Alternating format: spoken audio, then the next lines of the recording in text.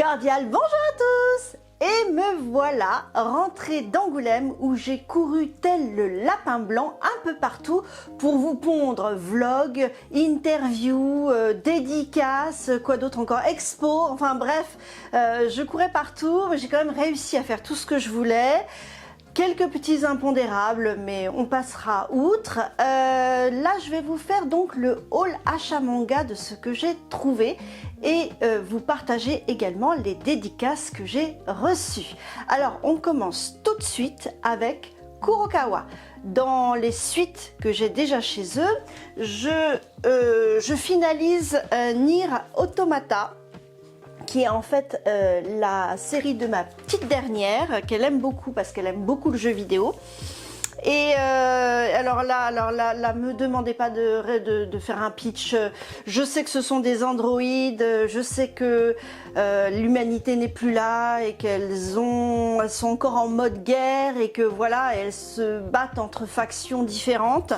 M'en demandez pas plus. Mais j'avais lu les 3 premiers tomes et en plus déjà le dessin est très réussi.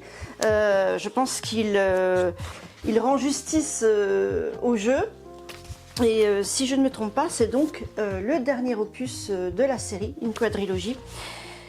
Voilà, donc c'était surtout pour ma puce que je l'avais pris parce qu'elle adore la série. Et ensuite, pour moi, bien sûr, je me suis fait plaisir. Je sais pas si vous vous en souvenez, j'avais eu du mal avec ce titre. Je trouvais l'héroïne beaucoup trop effacée. J'ai regardé l'animé et effectivement, ça m'a réconcilié avec. Je veux bien évidemment parler de My Happy Marriage, des couvertures juste sublimes, une couverture alternative que je vais vous montrer dans la foulée, qui est absolument magnifique. Voilà, magnifique, avec bien sûr des petites surprises derrière.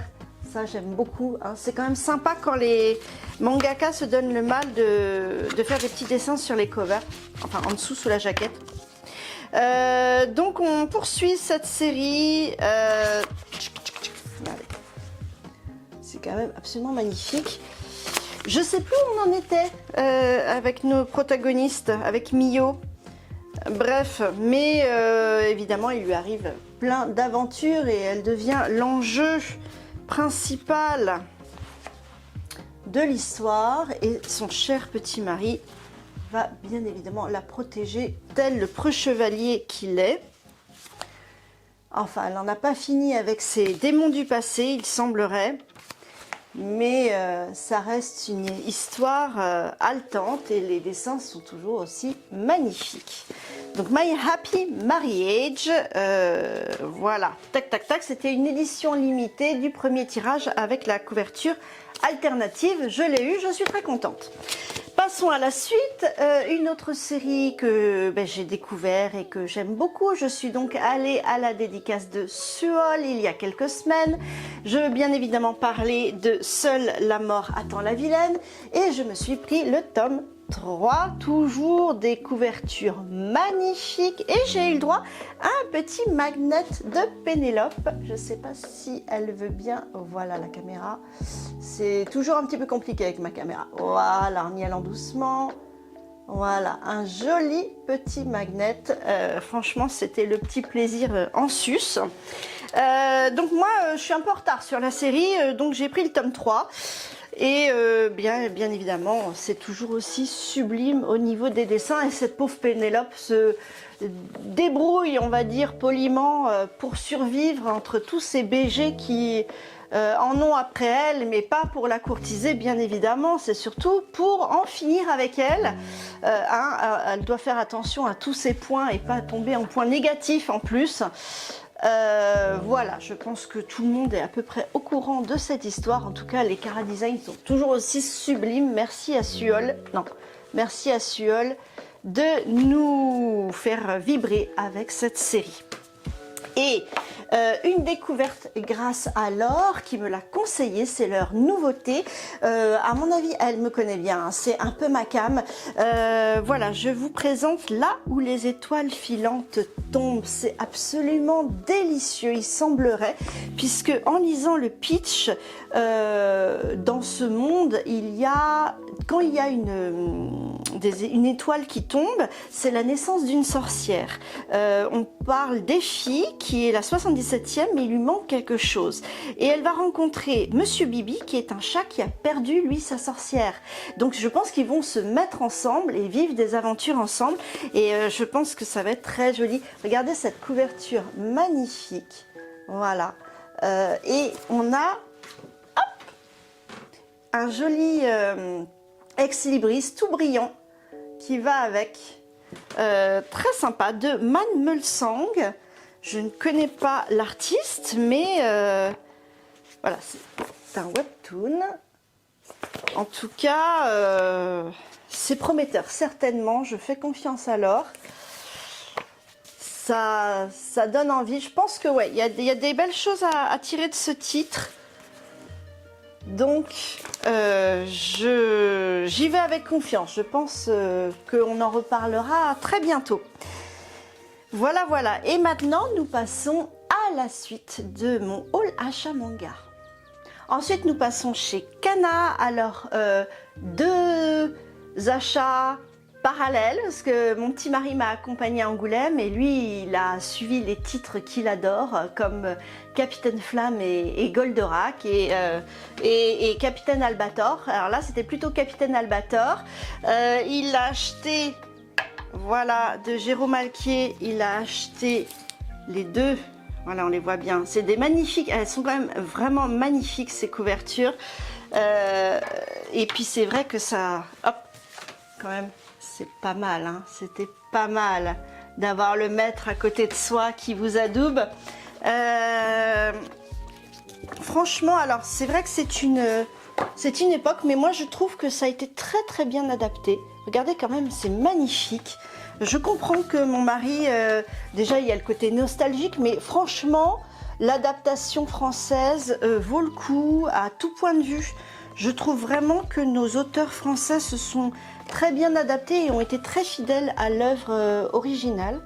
Donc je sais qu'il s'est fait vraiment plaisir.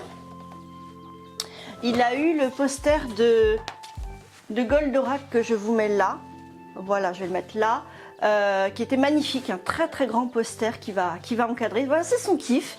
Et puis il a eu le droit en plus, parce qu'évidemment il a oublié en Normandie, il a oublié Capitaine Flamme, donc je peux pas vous le montrer là. Par contre il a eu droit à un petit mug. Alors enfin, transparent, on voit Capitaine. Enfin, il est tellement transparent qu'on voit plus rien, mais ça rend plutôt pas mal en vrai. Voilà. Ensuite, de mon côté, j'ai acheté, parce que vraiment c'était un titre qui m'intriguait. Je savais pas trop à quoi m'attendre et en fait le libraire qui me l'a vendu chez Kana m'a dit vraiment ouais, c'est une belle histoire. Donc j'ai sauté le pas sur celui-là, L'enfant en moi.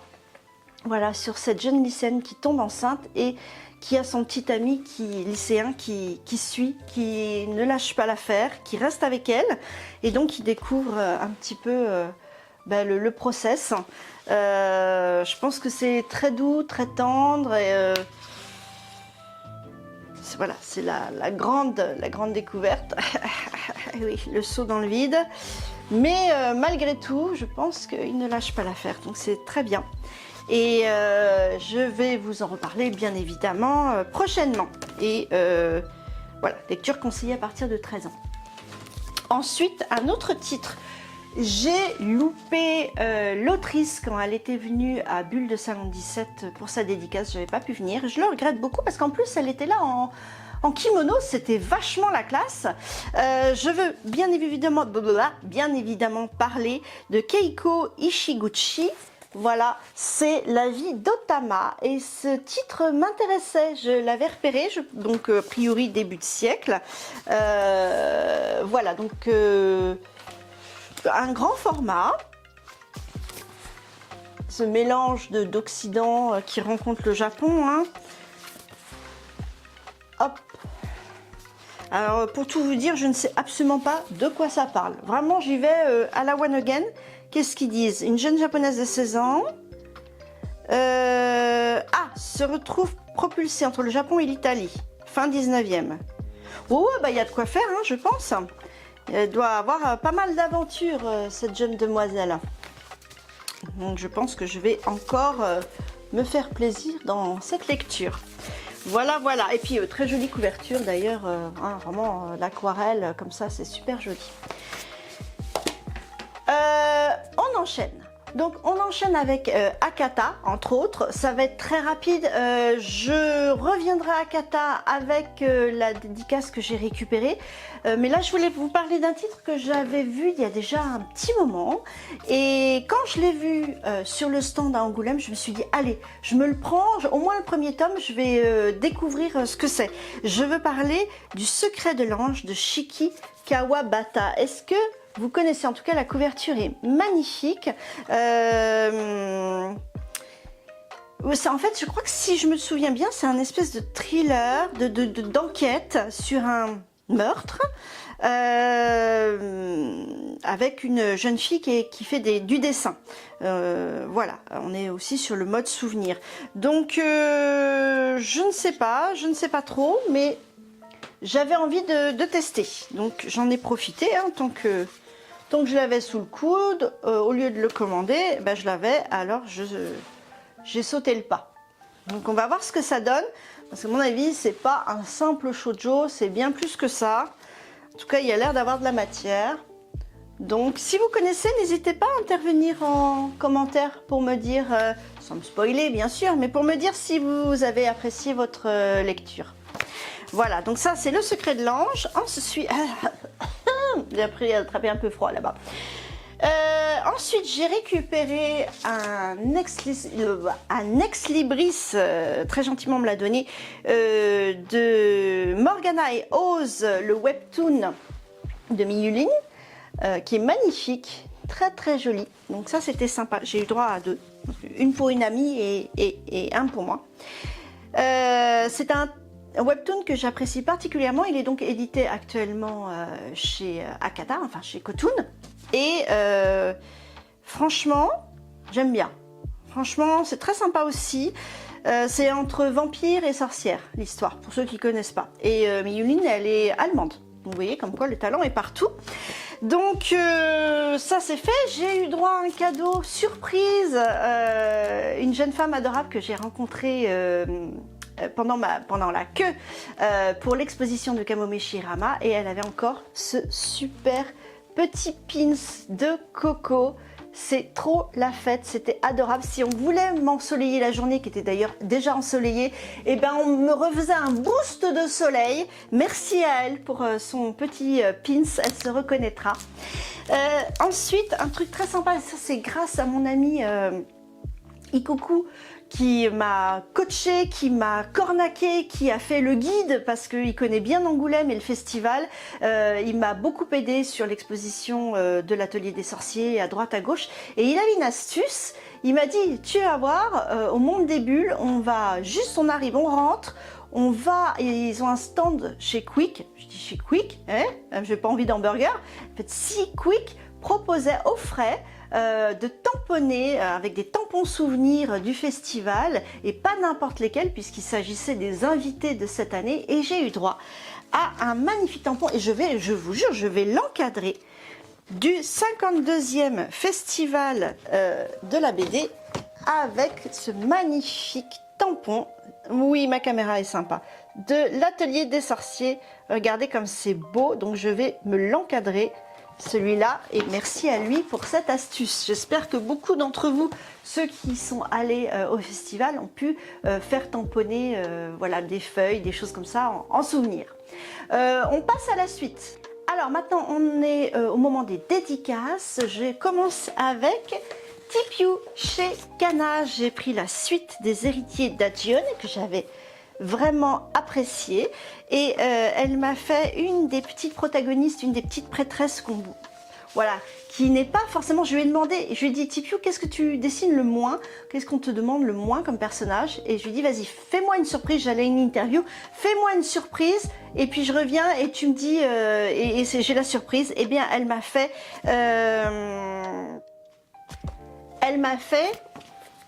Philly. Voilà, qui accompagne Tipiou dans son périple. Très mignonne petite Philly. Voilà. Donc, bon, on soutient Tipiou qui va finaliser donc sa série en 3 tomes chez Kana. Parce que je pense qu'il y a quand même encore beaucoup à raconter sur les héritiers d'Adion. Mais bon, en général, c'est vrai que pour les auteurs français, c'est souvent 3 tomes chez Kana. J'espère en tout cas qu'il y aura d'autres possibilités, puisque je pense que Tipiou a certainement plein de titres déjà dans son escarcelle qu'elle aimerait développer.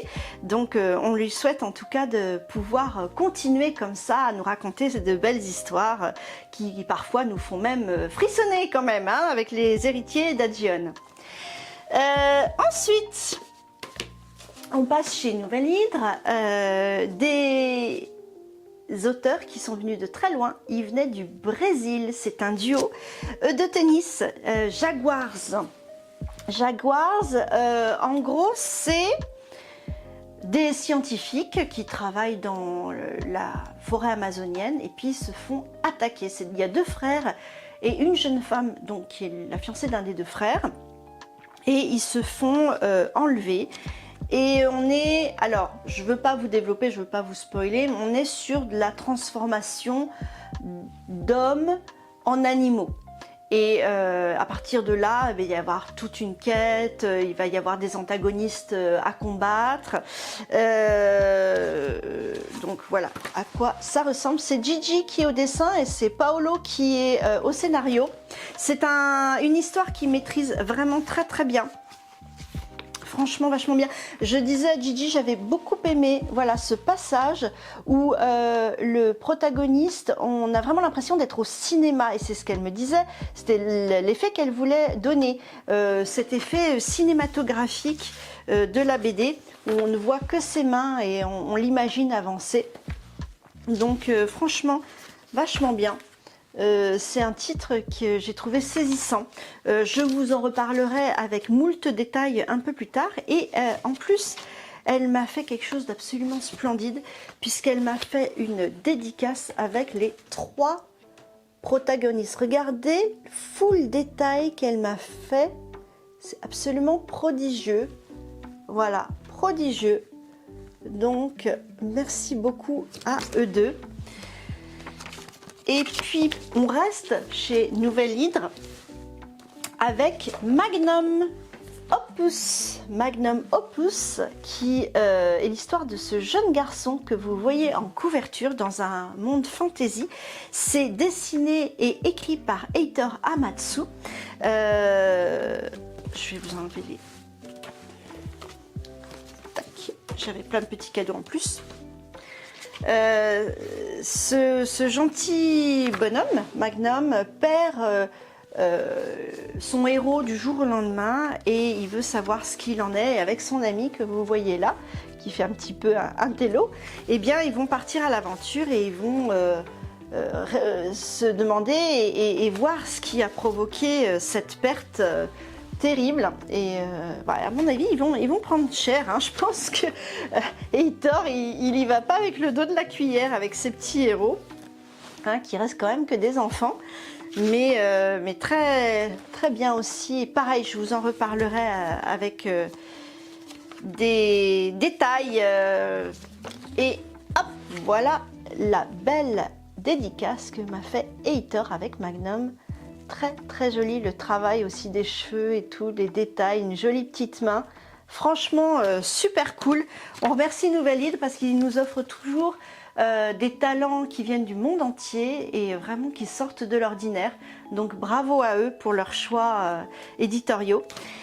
Et alors, ah oui pardon, j'ai oublié de vous montrer, on revient à Tipiou vite fait. Je lui avais acheté ces planches que je trouvais très jolies. Voilà, des héritiers d'Adion, regardez comme c'est beau. Donc je vais me les encadrer, celle-ci et celle-ci parce que j'aimais bien le côté onirique de l'histoire également. Voilà. Ça s'envole. Bon, c'est pas grave, je récupérerai après. Pour finaliser, on revient à Akata. Coda, pardon, je dis Kotun, c'était Coda. Je m'y perds avec les maisons, double maison d'édition. C'est Albin Michel. Je vous avais proposé son interview en exclusivité avant le festival d'Angoulême. On parle de Mounsia qui était ravie de voir son webtoon publié en relié en France. Regardez cette magnificence. Regardez comme c'est beau, The Witch and the Bull, hein, la sorcière des constellations. Des constellations, on en a sur toute la cover. Et ça scintille et c'est magnifique. On avait le droit également à des petites cartes. Je vais y arriver. Hop. Donc la Vierge et le Taureau. Des petites cartes souvenirs très sympas. Voilà, c'est les petits bonus qu'on apprécie toujours. Et là, elle m'avait fait, ma petite Mounsia, elle m'avait fait Aro, l'héroïne en chibi. C'est toujours trop mignon. Voilà. Donc, pour vous montrer un petit peu à quoi ça ressemble, parce que moi j'aime beaucoup ce webtoon. Voilà. Donc ça, c'est Tan, notre protagoniste qui au début est un peu antagoniste. On a envie de lui foutre des baffes. Oh, non, je vais pas vous montrer ce qui se passe après. Vous n'ayez pas la... Mais quoi que vous saurez peut-être, hein, pour ceux qui connaissent. Enfin, ça peut être très drôle. Et je trouve le lore hyper original, l'histoire hyper originale. Franchement, ça change des romans, ça change. Vraiment, c'est profond, c'est bien trouvé, c'est même poétique, vous voyez. Vraiment, j'aime beaucoup le travail de Mounsia, je le trouve... vraiment sympa. Alors si vous ne connaissez pas encore, je vous invite à découvrir ce webtoon chez Coda. Donc The Witch and the Bull. Voilà, et bien je vais finir avec un très beau cadeau. Puisque j'ai eu l'occasion de la rencontrer, on se suit, on n'arrête pas de se parler par Instagram, mais on s'est enfin vu parce que la dernière fois c'était en podcast. C'était par écran interposé. Je parlais de Federica Di Meo, la dessinatrice de Onera.